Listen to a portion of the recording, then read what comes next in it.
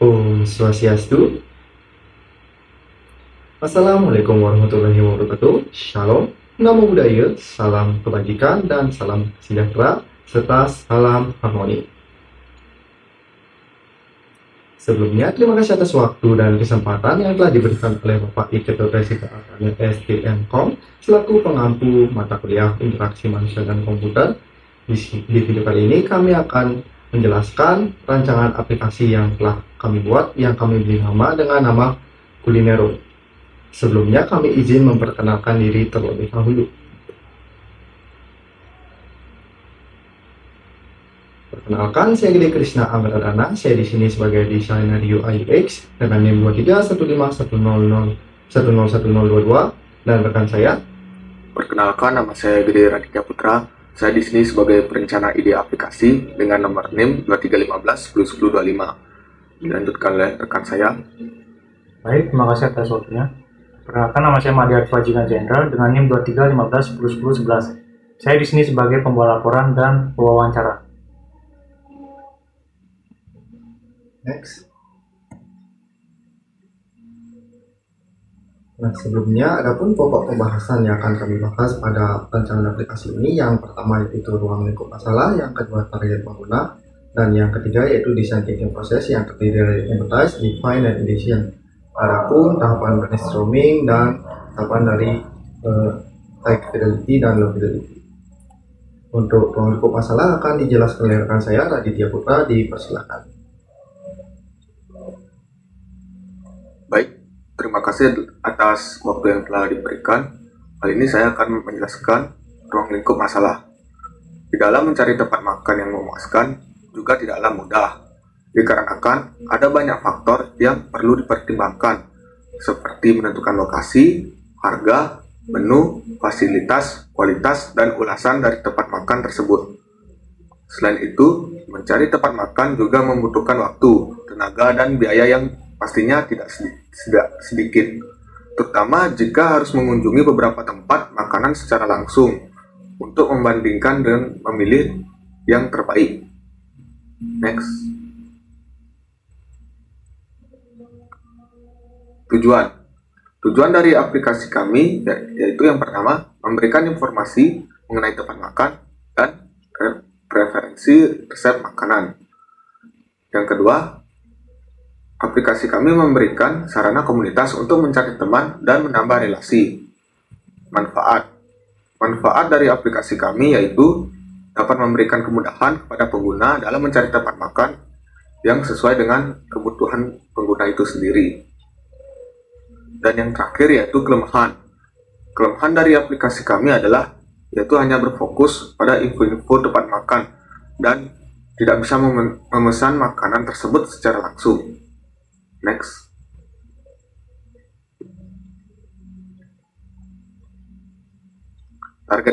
Target pengguna. Aplikasi ini menargetkan pada pengguna umum yang dapat berperan sebagai konsumen dan produsen. Yang pertama, peran. Pengguna umum sebagai konsumen yang akan menggunakan aplikasi ini untuk membantu memenuhi kebutuhan mereka.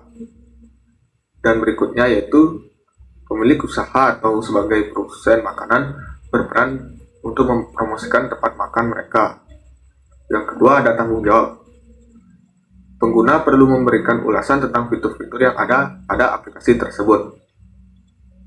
Dan juga pelaku usaha perlu memberikan informasi mengenai lokasi dan deskripsi tempat makan mereka secara detail.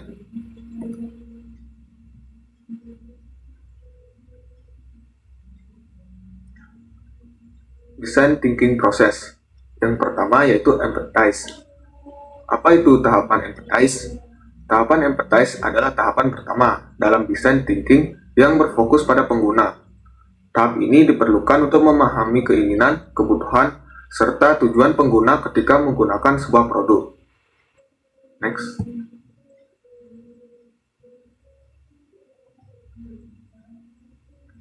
Transkrip wawancara.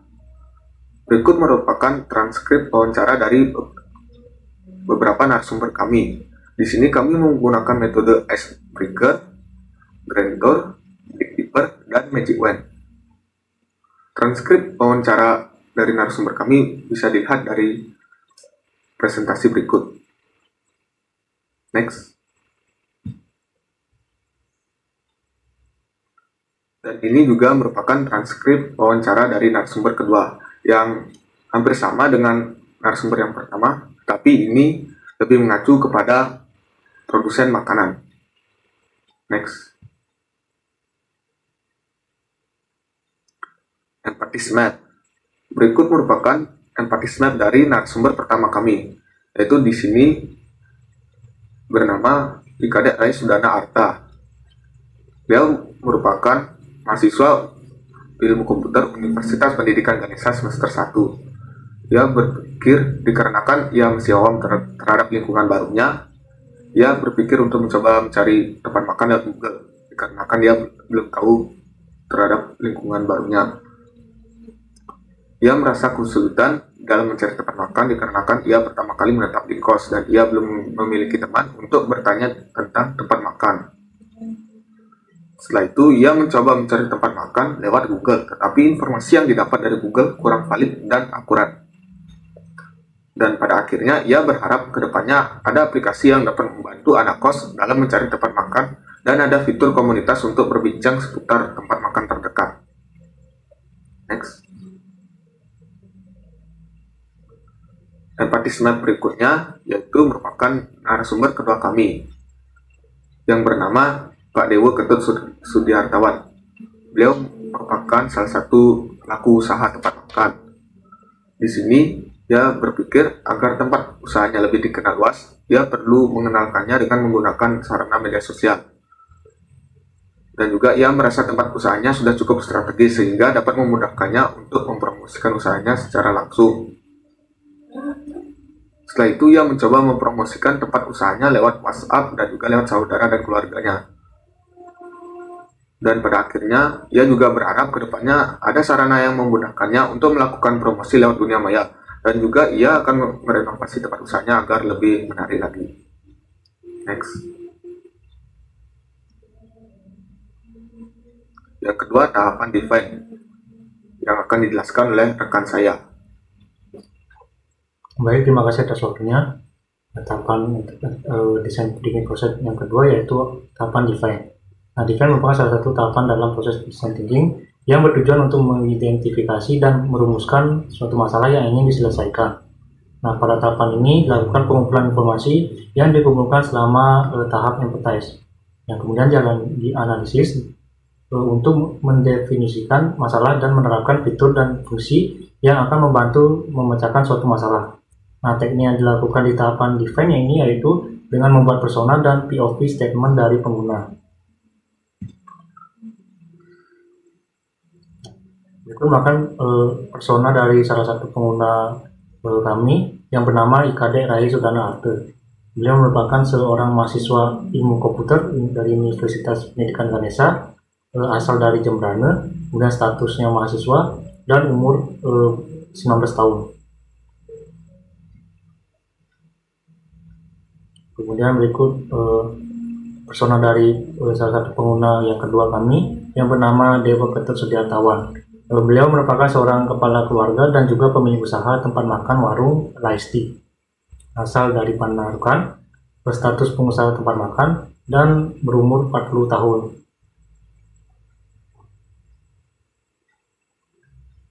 Itu merupakan POV statement dari pengguna pertama kami. Nah, mana kami bertemu Rai tepat setelah kelas berakhir. Kemudian ia terlihat kebingungan seperti memikirkan sesuatu. Jadi kami memutuskan untuk menemuinya dan bertanya tentang kebingungan tersebut. Kemudian kami terkejut setelah mengetahui bahwa Rai cukup kesulitan dalam mencari tempat makan, karena kan baru pertama kali ia menetap di kota Singaraja dan ia tidak tahu harus bertanya dengan siapa. Nah, setelah mengetahui hal tersebut, kemudian kami menyadari bahwa Rai membutuhkan suatu media yang dapat membantunya untuk mencari tempat makan di lingkungan barunya dan tempat untuk menanyakan hal seputar kuliner.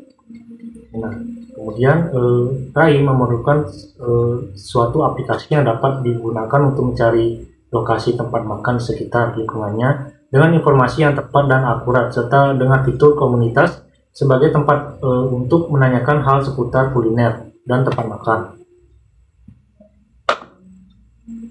Kemudian berikut POV statement dari pengguna kedua kami.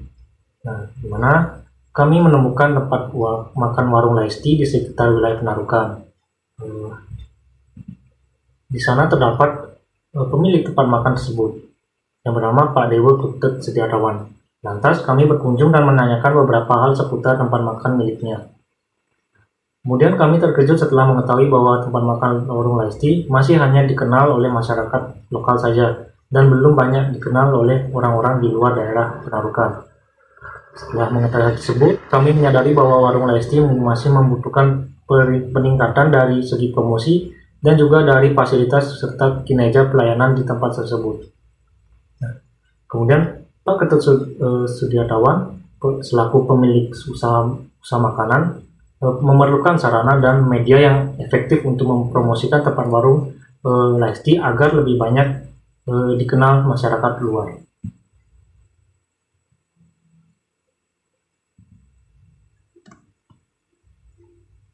Baik, untuk tahapan ideation akan dijelaskan oleh rekan saya. Baik, terima kasih atas kesempatan yang telah diberikan. Di sini saya akan jelaskan tahapan ketiga dari design thinking proses, yaitu tahapan ideation. Sebelumnya, apa sih tahap ideation? Tahap ideation merupakan tahap ketiga dalam proses design thinking yang bertujuan untuk menghasilkan sebanyak mungkin ide kreatif dan inovatif yang mungkin digunakan untuk memecahkan masalah atau menciptakan solusi yang baik. Tahap ini terjadi setelah tahap empathy dan define.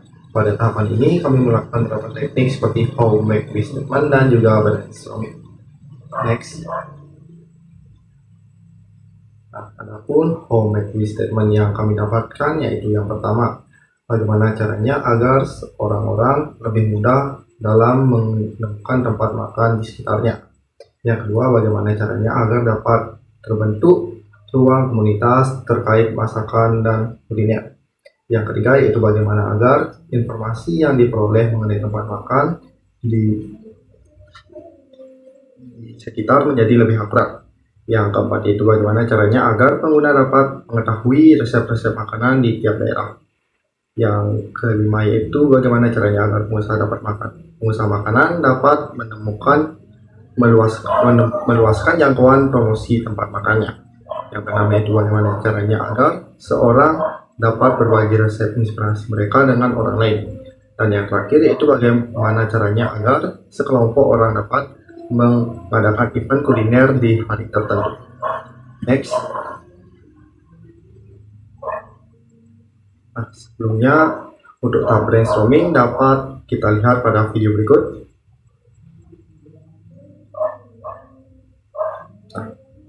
Adapun fitur-fitur yang akan menjadi solusi pada aplikasi yang kami buat ini yaitu yang pertama, pencarian dan rekomendasi tempat makan yang sehat, murah, dan terdekat.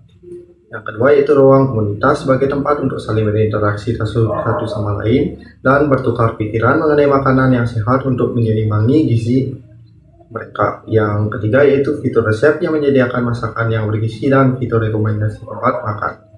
Yang kelima yaitu fitur penanda dengan warna seperti merah untuk tempat makan tutup, warna hijau untuk tempat makan masih buka, dan warna kuning untuk tempat makan yang akan segera tutup. Dan fitur yang terakhir yaitu fitur event, yang dimana komunitas tersebut dapat mengadakan event dan bisa membuatnya di aplikasi ini. Jadi pengguna lain dapat ikut untuk berpartisipasi. Next.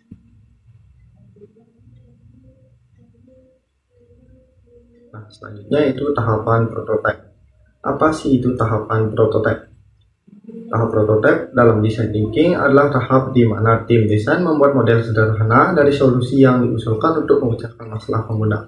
Tujuan dari tahap ini adalah untuk menguji asumsi, mendapatkan umpan baik, dan meningkatkan ide sebelum mengembangkannya lebih lanjut. Tahap prototype biasanya melibatkan metode low fidelity dan high fidelity. Next.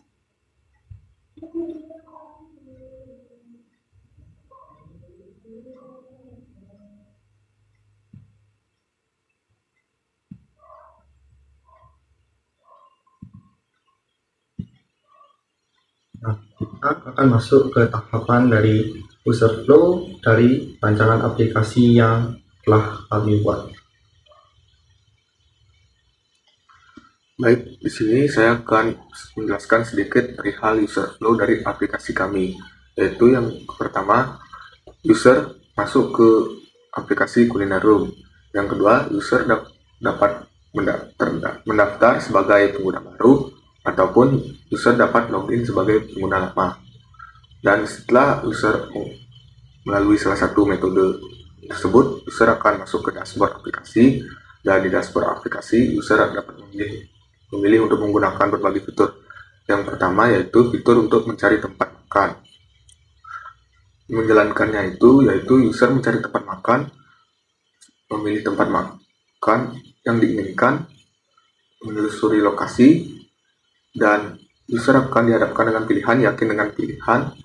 Jika tidak, user akan kembali memilih tempat makan yang diinginkan, dan apabila user memilih iya, user akan diajak untuk mengecek rute lokasi dan menuju lokasi, dan user akhirnya sampai di lokasi dan selesai. Berikutnya yaitu mencari resep masakan. Di sini user dapat mencari resep masakan, memilih resep dan melihat tutorial, membuat masakan, dan selesai. Berikutnya yaitu membuka halaman grup atau komunitas.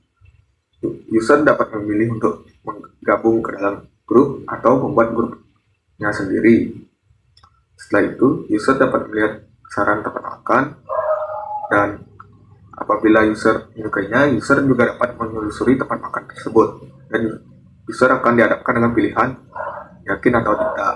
Jika tidak, user dapat melihat tempat makan lagi, dan apabila iya, user dapat mengecek rute lokasi dan dapat menuju ke lokasi tempat makan tersebut dan selesai. Tahapan berikutnya yaitu tambahkan event. Di sini user atau anggota grup dapat membuat suatu event tertentu, dan di sana bisa ditambahkan keterangan event secara detail seperti event makan atau event kuliner unik dan lain-lain. Dan yang terakhir, user dapat menambahkan tempat makan atau resep masakan yang dimilikinya. User dapat menambahkan keterangan tempat makan atau resep. Dan setelah itu, user dapat menambahkan lokasi tempat makan apabila ia ingin menambahkan tempat makan. Dan selesai.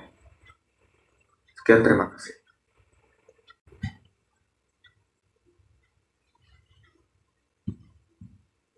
Baik, untuk low fidelity dari aplikasi Kuliner Room, yang pertama yaitu pengguna dapat mendaftarkan akun mereka, kemudian klik daftar dan masuk ke halaman dashboard aplikasi. Untuk pengguna ingin login langsung, bisa memasukkan nomor HP atau email, kemudian password, dan klik masuk. Maka akan ke halaman dashboard juga. Kemudian jika pengguna ingin mencari tempat makan, pengguna bisa mengklik fitur chat ini. Kemudian di sini pengguna dapat mencari tempat makan. Dan jika pengguna ingin mengklik atau membuka tempat makan, jika dilihat, nah kemudian di sini terdapat foto, kemudian video, dan juga ulasan dari tempat makan yang dipilih. Misal di sini rumah makan Padang Minang Sayo 2 Kampung Baru. Kemudian terdapat deskripsinya dan juga lokasi dari tempat makan tersebut. Kemudian terdapat ulasan juga mengenai berisikan rating dan juga ulasan dari pengguna lainnya.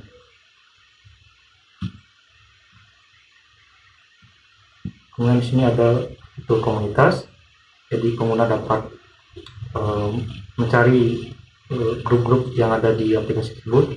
Jika pengguna ingin gabung, maka bisa dipilih ini. Nah, di sini terdapat beberapa informasi terkait grup tersebut. Kemudian jika pengguna ingin membuat grup, maka dapat mengklik ini. Dan di sini pengguna dapat mengisi detail dari grup tersebut. kemudian dibuat dan selesai. Karena di icon tambah ini pengguna dapat ikut berkontribusi, di mana pengguna dapat menambahkan resep mereka dan juga menambahkan tempat makan. Nah, di sini jika pengguna ingin menambahkan resep, pengguna dapat mengisi detail resep yang ingin dibagikan. Nah, jika pengguna ingin menambahkan tempat makan juga sama, ingin mengisi detail dari tempat makan tersebut. Dan di tombol ini adalah tombol event, mana pengguna dapat membuat event mereka sendiri dan mengisi detailnya. Dan di logo profil, pengguna dapat mengubah data mereka di sini jika mereka mau, dan pengguna dapat mengatur bahasa dari aplikasi ini. Sekian dari saya.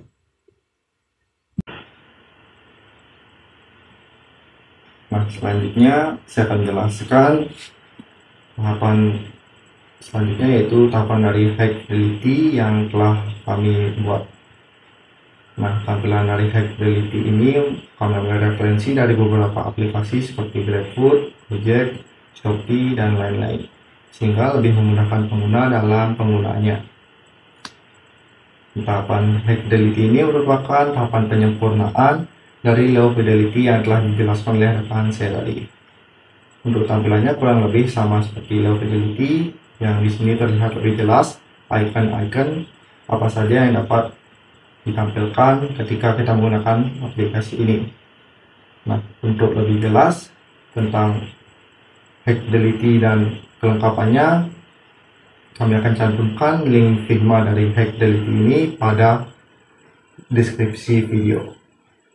Selanjutnya, untuk tahapan testing akan dijelaskan oleh rekan saya Alfa, dipersilakan.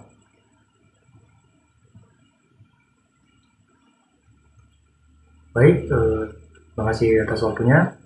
Tahap design thinking proses yang terakhir yaitu tahapan testing. Nah, tahap testing ini merupakan tahap di mana kita melakukan pengujian terhadap prototipe yang telah dibuat pada tahap sebelumnya. Nah, tujuan dari tahap ini adalah untuk mendapatkan umpan balik dari pengguna akhir, mengukur efektivitas dan kelayakan solusi, dan menemukan area perbaikan atau pengembangan.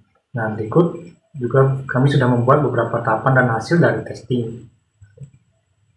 Yang pertama, di sini kami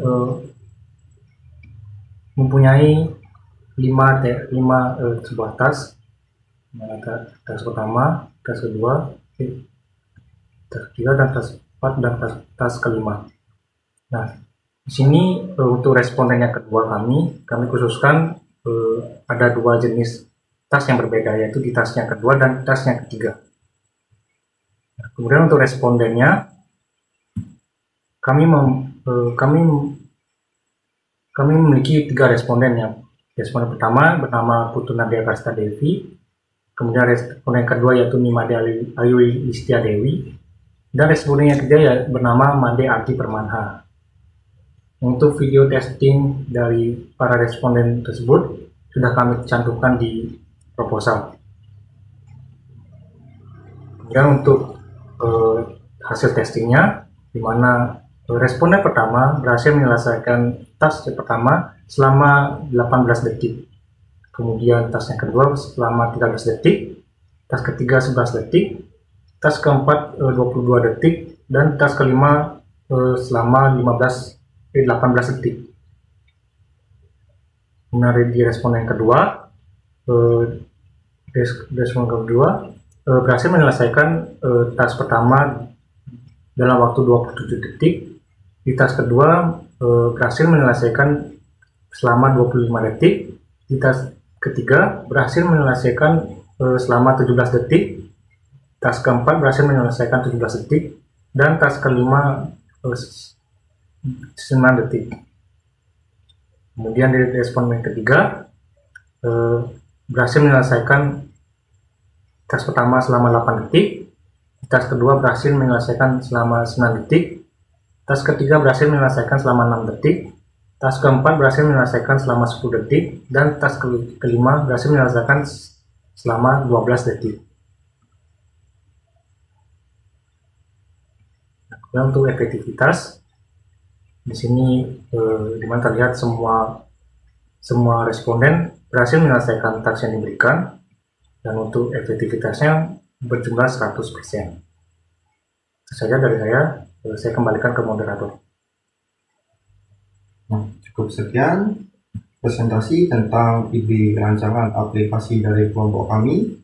Mohon maaf bila aplikasi yang kami kembangkan ini masih belum bisa dikatakan bagus atau sempurna. Dan terima kasih atas kesempatan yang telah diberikan kepada kami. Kami mohon maaf yang sebesar-besarnya bila ada salah kata. Kami tutup presentasi kali ini dengan kalimat Santi. Om Santi Santi Santi Om.